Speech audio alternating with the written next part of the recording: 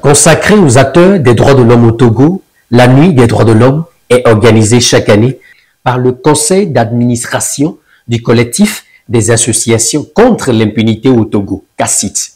3 panels ont meublé la soirée autour d'un thème central, la dignité, la liberté et la justice pour tous. Pour le président du conseil d'administration du collectif des associations contre l'impunité au Togo, cette nuit est une occasion de faire un état des lieux des droits de l'homme au Togo. C'était une occasion pour nous de faire un état des lieux des droits de l'homme au Togo et de voir les avancées, également de recenser les défis qui restent en vue d'en faire des recommandations aux autorités togolaises pour la protection et la promotion des droits de l'homme au Togo.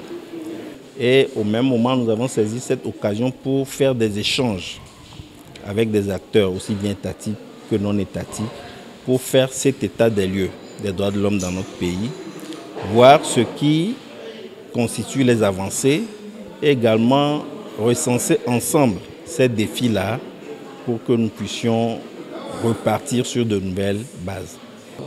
Cette soirée, nous avons débattu sur la question de l'effectivité de l'accès à la justice au Togo, de la question de l'impunité, des actes de corruption et des actes de violation des droits de l'homme.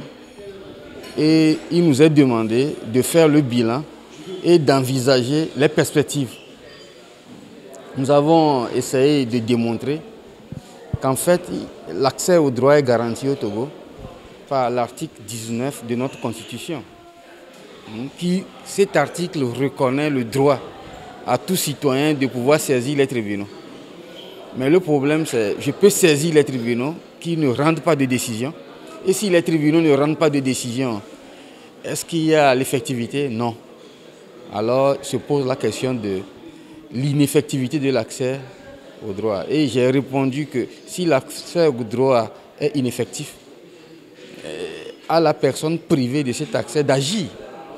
À cette 8e édition de la Nuit des droits de l'homme, l'ambassadeur de l'Union européenne au Togo réaffirme son soutien à la promotion des droits de l'homme au Togo. C'est simplement un soutien qu'on fait comme Union européenne parce que c'est une priorité aussi pour l'action de l'Union européenne ici au Togo. Et on considère que les CACIT offrent toujours un cadre d'échange qui permet la participation de tous les acteurs dans cette journée qui est symbolique aujourd'hui, qui est la journée des droits de l'homme le 10 décembre. Nous avons publié des articles en rapport avec la Déclaration universelle des droits de l'homme. Nous avons mis en exergue les 30 articles qui sont contenus dans ce document-là. Et personnellement, moi, ça m'a éveillé. J'avais pas notion, je suis juriste de formation, mais je n'avais pas les notions complètes de cette déclaration-là. Ça m'a permis de comprendre réellement ce pourquoi cette déclaration-là a été faite. Et je suis ému dans un premier temps, mes remerciements encore aux organisateurs. Au cours de la soirée, des prix de reconnaissance ont été remis aux jeunes lauréats qui ont participé à la campagne digitale sur les 30 articles de la Déclaration universelle des droits de l'homme.